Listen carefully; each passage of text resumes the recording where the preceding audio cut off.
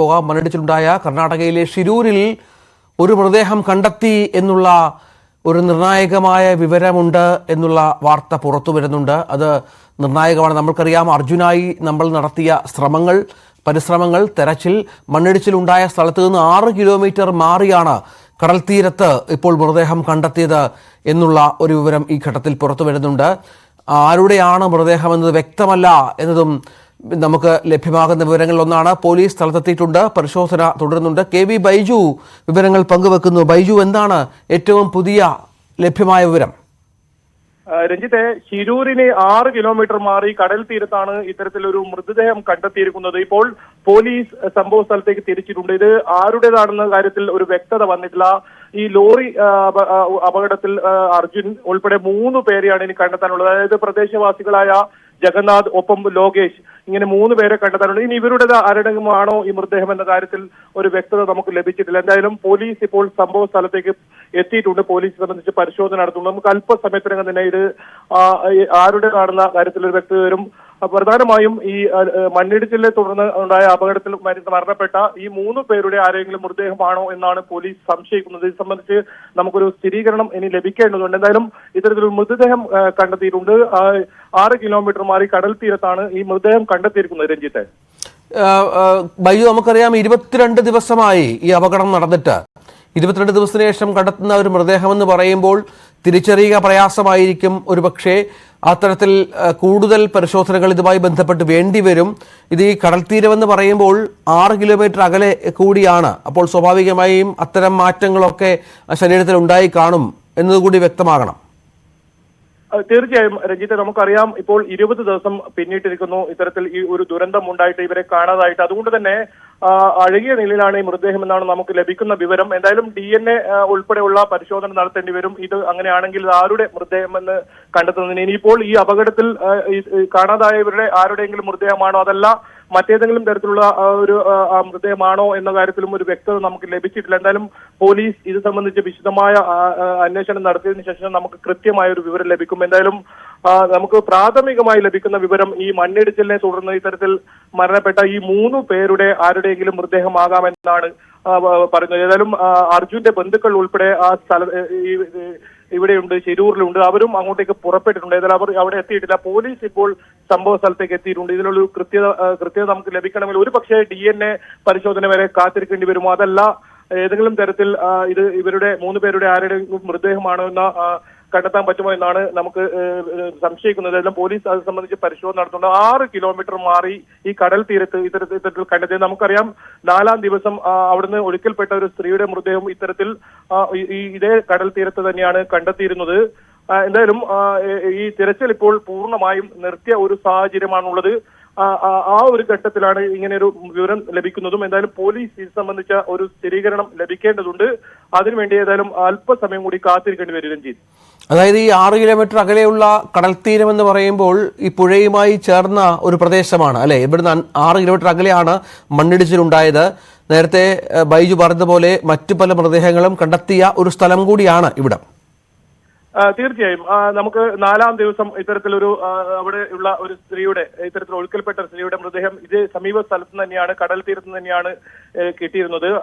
ഏതായാലും ഈ മണ്ണിടിച്ചിലിനെ തുടർന്ന് ഉണ്ടായ അപകടത്തിൽ ഈ കാണാതായ 3 പേരുടെ ആരുടെങ്കിലും ഒരാൾ മൃതദേഹമാകാം എന്നാണ് പോലീസ് പ്രാഥമികമായി നമുക്ക് നൽകിയ വിവരം. പക്ഷേ ഇത് സംബന്ധിച്ച് ഒരു സ്ഥിരീകരണം ലഭിക്കേണ്ടതുണ്ട്. ഇതേ സ്ഥലത്ത് തന്നെയാണ് കഴിഞ്ഞ ദിവസം മൃതദേഹം കണ്ടെത്തിയത്. ഏതായാലും 6 കിലോമീറ്റർ മാറി അഴീത്തല, നമ്മൾ ദൃശ്യങ്ങളിലൊക്കെ നേരത്തെ കാണിച്ചതാണ്. ആ പ്രദേശം തൊട്ടടുത്താണ് ഈ കടൽ തീരം വരുന്നത്. നല്ല ശക്തമായ അടിയൊഴുക്കുള്ള ഒരു പ്രദേശം കൂടിയാണ്. അങ്ങനെയാണെങ്കിൽ ഈ 20 ദിവസം കഴിഞ്ഞ് ഈ ഇത്തരത്തിൽ ഒരു മണ്ണിടിച്ചിൽ ഉണ്ടാവുകയോ അതിന്റെ മൃതദേഹം ഇത്തരത്തിൽ എത്തുകയും ചെയ്ത സാഹചര്യം അതൊക്കെ ഏതായാലും അറിയേണ്ടതുണ്ട്. ഏത് രീതിയിലാണ് ഈ മൃതദേഹത്തിന്റെ അവസ്ഥ എന്നൊക്കെ കൃത്യമായി നമുക്ക് അറിയേണ്ടതുണ്ട്. അത് അല്പസമയത്തിനകം തന്നെ ആ വിവരം ലഭിക്കുമെന്നാണ് പ്രതീക്ഷിക്കുന്നത്. രഞ്ജിത്ത്, നമുക്ക് ഈ മൃതദേഹം ഇങ്ങനെ ഈ 6 കിലോമീറ്റർ ഒഴുകി വരിക എന്ന് പറയുമ്പോൾ ഈ തെരച്ചിലിന്റെ ഒരു സ്വഭാവം ഇപ്പോൾ എങ്ങനെയാണ്? ഇന്നലെ കർണാടക ഹൈക്കോടതിയുടെ വിധിയുണ്ടായിരുന്നു ബൈജു, തെരച്ചിൽ തുടരണം എന്നുള്ള തരത്തിൽ. പക്ഷേ അടിയൊഴുക്ക് ശക്തമാണ് എന്ന് പറയുന്നു. തെരച്ചിൽ വന്ന മാൽപേ സംഘമടക്കം വീണ്ടും മടങ്ങിയ പശ്ചാത്തലമുണ്ട്. തിരയാനാവാത്തൊരു പശ്ചാത്തലം തന്നെയല്ലേ അവിടെ നദിയിലുള്ളത്? തീർച്ചയായും ഒരു അനിശ്ചിതത്വം തുടരുന്നതിനിടെയാണ് ഇപ്പോൾ ഇത്തരത്തിൽ ഒരു മൃതദേഹം കണ്ടെത്തിയിരിക്കുന്നത്. എന്തായാലും കഴിഞ്ഞ കുറെ ദിവസങ്ങളായി ഏതെങ്കിലും തരത്തിലുള്ള തെരച്ചിലോ മറ്റ് രക്ഷാപ്രവർത്തനമോ ഒന്നും തന്നെ ഇവിടെ നടക്കുന്നില്ല. അങ്ങനെ ഒരു സാഹചര്യമല്ല ഇവിടെ ഉള്ളത്. അത്തരത്തിൽ ഒഴുക്ക്, ശക്തമായ ഒഴുക്ക് തന്നെയാണ്. മാത്രമല്ല മഴയും ശക്തമായി ഈ പ്രദേശങ്ങളിലുണ്ട്. അതുകൊണ്ട് ഇപ്പോൾ തൽക്കാലം തിരച്ചിൽ നടത്താനാവില്ല എന്നാണ് കർണാടക സർക്കാർ പറഞ്ഞിരുന്നത്. അതിനിടയിലാണ് ഇന്നലെ ഇത്തരത്തിലൊരു കോടതി വിധിയും വന്നിരിക്കുന്നത്. തിരച്ചിൽ തുടരണമെന്ന്, 3 പേർക്കുമായുള്ള തിരച്ചിൽ ഉടൻ തുടരണമെന്നായിരുന്നു കോടതി നിർദ്ദേശം. ഇതേ തുടർന്ന് ഇന്നോ നാളെയോ ആയി തിരച്ചിൽ പുനരാരംഭിക്കാൻ ഈ നീക്കം നടക്കുന്നതിനിടെയാണ് ഇപ്പോൾ ഇത്തരത്തിൽ ഒരു മൃതദേഹം കണ്ടത്. ഇത് ഏതെങ്കിലും തരത്തിൽ ഈ മണ്ണിടിച്ചിലുണ്ടായ സമയത്ത് അപകടത്തിൽപ്പെട്ട നമ്മുടെ അർജുൻ ഉൾപ്പെടെയുള്ളവരെ ആരുടെങ്കിലും ഒരാളുടെ മൃതദേഹമാണോ എന്നതാണ് ഇനി അറിയേണ്ടത്. അതിനാണ് ഏതായാലും കാത്തിരിക്കുന്നത്. ബന്ധുക്കൾ, അതായത് ജിതിൻ സ്ഥലത്തില്ല, മറ്റു ബന്ധുക്കൾ അവിടെ ഉണ്ട്. അവർ ആ സംഭവ സ്ഥലത്തേക്ക് ഏതായാലും പുറപ്പെട്ടിട്ടുണ്ട്. പോലീസ് ഇപ്പോൾ അവിടെ എത്തിയിട്ടുണ്ട്. പോലീസ് ഇത് സംബന്ധിച്ച് പരിശോധന നടത്തുന്നുണ്ട്. എന്തായാലും തെരച്ചിൽ പുനരാരംഭിക്കാൻ നീക്കം നടക്കുന്നതിനിടെയാണ് ഇത്തരത്തിൽ മൃതദേഹം കണ്ടെത്തിയതെന്നും വളരെ ശ്രദ്ധേയമാണ്. ഏതായാലും കഴിഞ്ഞ ഒരാഴ്ചയായി യാതൊരു വിധത്തിലുള്ള തെരച്ചിലും ഈ ഭാഗത്ത് നടക്കുന്നില്ല. മാത്രമല്ല ഇതുവഴിയുള്ള ഗതാഗതവും ഇപ്പോൾ തുറന്ന് പ്രവർത്തിക്കുന്നുണ്ട്. ഇത് വാഹനങ്ങളൊക്കെ ഇതുവഴി കടന്നു പോകുന്നുണ്ട്. അങ്ങനെ ഒരു സാഹചര്യമാണ് നിലനിൽക്കുന്നത്. എന്തായാലും അടിയൊഴുക്ക് ശക്തമായി തന്നെ ഈ പുഴയിൽ തുടരുന്ന ഒരു സാഹചര്യത്തിൽ ഈ യഥാർത്ഥത്തിൽ ലോറി പുറത്തേക്ക് എടുക്കാനോ ഇതുവരെ സാധിക്കാത്ത ഒരു ഘട്ടം കൂടിയാണ്. ഹൈക്കോടതിയുടെ രൂക്ഷമായ വിമർശനവുമുണ്ട്. തിങ്കളാഴ്ചയാണ് ഹൈക്കോടതിയെ സംബന്ധിച്ച് വിശദമായ റിപ്പോർട്ട് നൽകാൻ കർണാടക സർക്കാരിനോട് ആവശ്യപ്പെട്ടിട്ടുമുള്ളത്. എന്തായാലും അല്പസമയത്തിനകം തന്നെ ഇത് സംബന്ധിച്ച ഒരു വിവരം നമുക്ക് ലഭിക്കും. രഞ്ജിത്ത്, അല്പസമയത്തിനകം ലഭ്യമാകും വിവരമെന്ന് നമുക്ക് പ്രതീക്ഷിക്കാം. KV ബൈജു തുടരുന്നുണ്ട്. അവിടെ ഒരു മൃതദേഹം ഈ ശിരൂർ പുഴയിൽ നിന്ന് 6 കിലോമീറ്റർ അകലെ കടപ്പുറത്ത് കണ്ടെത്തി എന്നുള്ളതാണ് നിർണായകമായ കാര്യം. നമ്മുടെ അർജുൻ ഉൾപ്പെടെ 3 പേരുടെ വിവരങ്ങൾ ഇനി ലഭ്യമാകാനുണ്ട്. എത്രയോ ദിവസം അതിശക്തമായ തെരച്ചിൽ ഈ മേഖലയിൽ നടന്നിരുന്നു. പക്ഷേ അർജുനെക്കുറിച്ച് വിവരം കിട്ടിയില്ല.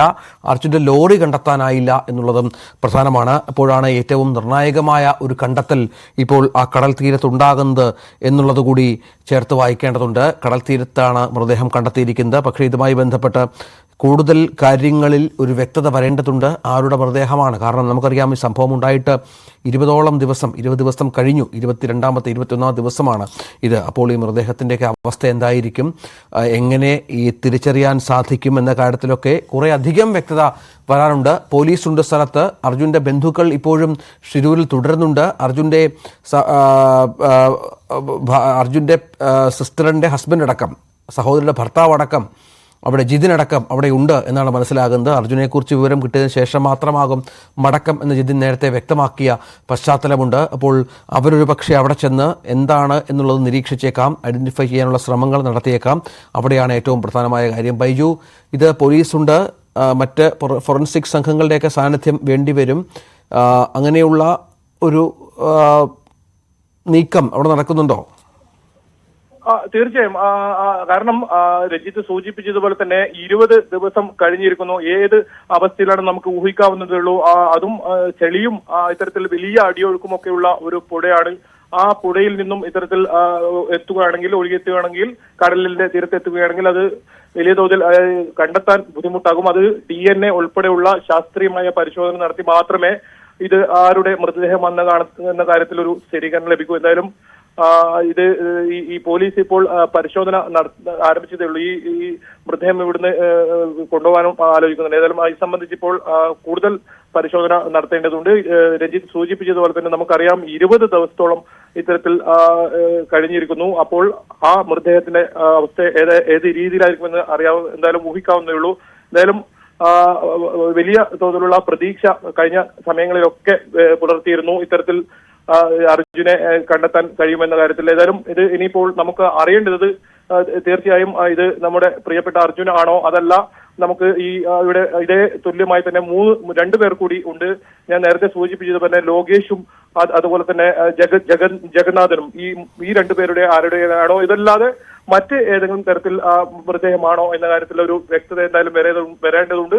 ഈ തിരച്ചിൽ പുനരാരംഭിക്കാൻ ഒരുങ്ങുന്നതിനിടെയാണ് ഇപ്പോൾ ഇത്തരത്തിലൊരു മൃതദേഹം കണ്ടെത്തിയുന്ന വിവരം നമുക്ക് ലഭിക്കുന്നത്. ഏതായാലും ഇത് സംബന്ധിച്ച് പോലീസ് ഇപ്പോൾ കൃത്യമായ അന്വേഷണം നടത്തി അവരുടെ ഭാഗത്തു നിന്നും കൃത്യമായ ഒരു സ്ഥിരീകരണം വരണം.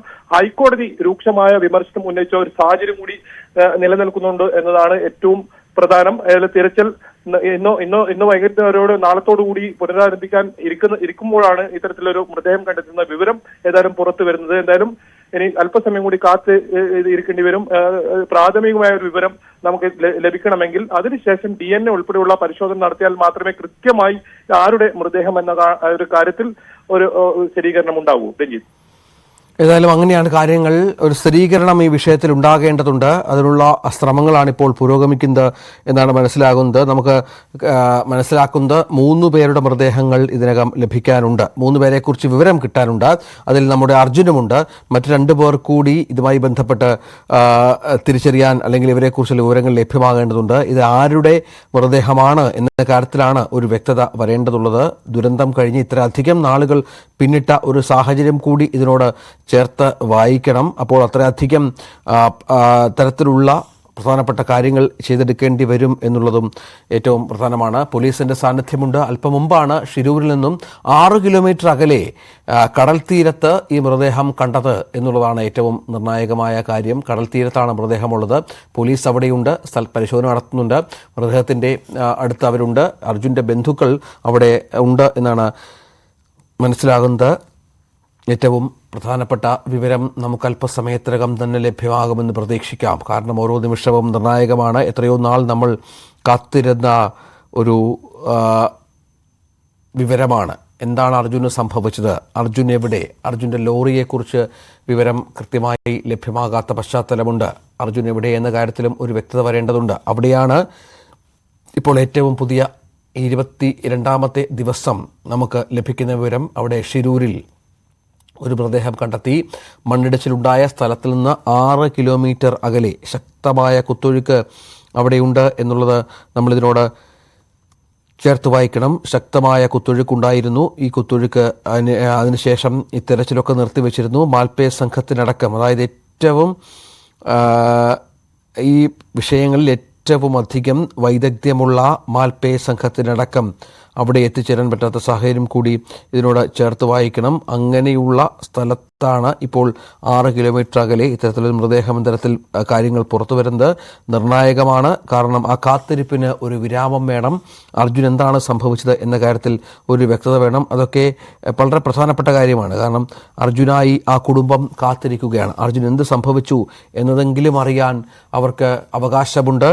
കേരളവും കാത്തിരിക്കുന്ന ഒരു തെരച്ചിലായി ഇത് മാറുന്ന പശ്ചാത്തലം ഇതിനോട് ചേർത്ത് വായിക്കണം. അങ്ങനെ ഓരോ സമയവും നിർണായകമാണ്. ഈ മൃതദേഹം അർജുൻ്റേതാണോ അതോ മറ്റാരെങ്കിലും 2 പേർ കൂടി, മൊത്തം 3 പേരാണ് നമുക്കറിയാം ഇതുമായി ബന്ധപ്പെട്ട് കണ്ടെത്താനുള്ളത്, മറ്റാരെങ്കിലും ആണോ എന്നതുകൂടി നമ്മൾ അറിയേണ്ടതുണ്ട് എന്നുള്ളതാണ് ഏറ്റവും നിർണായകമായ കാര്യം. ബൈജു, നമുക്കൊരു വ്യക്തത വരണമെങ്കിൽ എത്ര സമയം കാത്തിരിക്കേണ്ടി വരും? ഒരുപക്ഷെ നമ്മൾ നേരത്തെ പറഞ്ഞതുപോലെ ഈ കാലപ്പഴക്കം കൊണ്ട്, ഇത്രയധികം സമയമായതുകൊണ്ട് ഒറ്റനോട്ടത്തിലോ അല്ലെങ്കിൽ സമയമെടുത്ത് പരിശോധന വേണ്ടി വരും എന്നുള്ളതാണ്. ഷിരൂരിൽ മൃതദേഹം കണ്ടെത്തി എന്നുള്ളത് ഏറ്റവും പ്രധാനമാണ്. കാരണം 3 പേരുടെ അറിവ്, നേരത്തെ ബൈജു പറഞ്ഞതുപോലെ ഈ പല മൃതദേഹങ്ങളും കണ്ടെത്തിയത് അവിടെ ഈ കടപ്പുറത്ത് നിന്നാണ്. നേരത്തെ ഈ ദുരന്തത്തിൽ അകപ്പെട്ട പലരുടെയും വിവരം നമുക്ക് ലഭ്യമായത് കടപ്പുറത്ത് നിന്നാണ് എന്നുള്ളത് ഏറ്റവും പ്രധാനപ്പെട്ട കാര്യമാണ്. അതിനിടയിലാണ് ഇത്രത്തോളം പ്രാധാന്യമുള്ള ഒരു വിവരം നമുക്ക് ലഭ്യമാകുന്നത് എന്നുകൂടി ഇതിനോട് ചേർത്ത് വായിക്കേണ്ടി വരും. കണ്ടെത്താനുള്ളത് അർജുൻ ഉൾപ്പെടെ 3 പേരാണ്. അപ്പോൾ ആരുടെയും ആകാം എന്നുള്ളതും നിർണായകമാണ്. കൂടുതൽ വിവരങ്ങൾ ലഭ്യമാകേണ്ടതുണ്ട്. ഓരോ സമയത്തും നമുക്ക് ആ വിവരങ്ങളെക്കുറിച്ചുള്ള കാര്യങ്ങൾ പോലീസ് അവിടെയുണ്ട്, പരിശോധന നടത്തുന്നുണ്ട് എന്നുള്ളത് ഏറ്റവും പ്രധാനമാണ്. ഈ ദുരന്തം നടന്ന് 20 ദിവസം പിന്നിടുമ്പോഴാണ് നിർണായകമായ ഈ വിവരം കിട്ടുന്നത്. ആ തെരച്ചിലിൻ്റെ പ്രാധാന്യം, ആ തെരച്ചിൽ ഏതൊക്കെ തരത്തിലാണ് മുന്നോട്ട് പോയത്, എങ്ങനെയാണ് ആ തെരച്ചിലിനെ കേരളം ഏറ്റെടുത്തത് എന്നൊക്കെ നമ്മൾ കണ്ടതാണ്. ഓരോ സമയത്തും ഇതുമായി ബന്ധപ്പെട്ട് വളരെ പ്രധാനപ്പെട്ട തീരുമാനങ്ങൾ സർക്കാരടക്കം ഇടപെട്ട് നിർണായകമായ കാര്യങ്ങൾ അന്ന് സ്വീകരിച്ചിരുന്നു എന്നതുകൂടി ഇതിനോട് ചേർത്ത് വായിക്കേണ്ടതുണ്ട്. അർജുൻ ഈ പുഴയിൽ നിന്ന് 6 കിലോമീറ്റർ അകലെ സംഭവിച്ച ഒരു കാര്യം, അതായത് കടപ്പുറത്ത് 6 കിലോമീറ്റർ അകലെ കടപ്പുറത്ത്, ഷിരൂരിലെ കടപ്പുറത്ത് ഒരു മൃതദേഹം കണ്ടെത്തി എന്നുള്ളത് ഏറ്റവും നിർണായകമായ വിവരമായി ഈ ഘട്ടത്തിൽ പുറത്തു വരുന്നു എന്നുള്ളതാണ് ഏറ്റവും പ്രധാനപ്പെട്ട കാര്യം.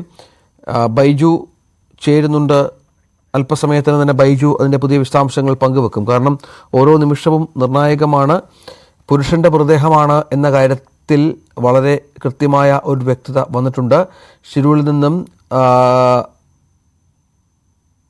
6 കിലോമീറ്റർ ചുറ്റളവിൽ എന്നുള്ള വിവരവും ഈ ഘട്ടത്തിൽ പുറത്തു വരുന്നുണ്ട്. അത് വളരെ നിർണായകമായ ഒരു വിവരമായി മാറുന്ന സാഹചര്യം കൂടി നമ്മളിതിനോട് ചേർത്ത് വായിക്കണം. കടൽ തീരത്താണ് മൃതദേഹമുള്ളത് എന്നുള്ള വിവരവും പുറത്തു വരുന്നുണ്ട്. പക്ഷേ ഇത് അർജുനാണോ അതോ മറ്റു 2 പേരാണോ എന്ന കാര്യത്തിൽ വ്യക്തത. ജീർണിച്ച ശരീരമാണ്, സ്വാഭാവികമായും ജീർണിച്ച ഒരു പുരുഷന്റെ ശരീരമാണ്. ബൈജു, എന്തെങ്കിലും കൂടുതൽ വിവരങ്ങൾ ലഭ്യമായിട്ടുണ്ടോ ബൈജു?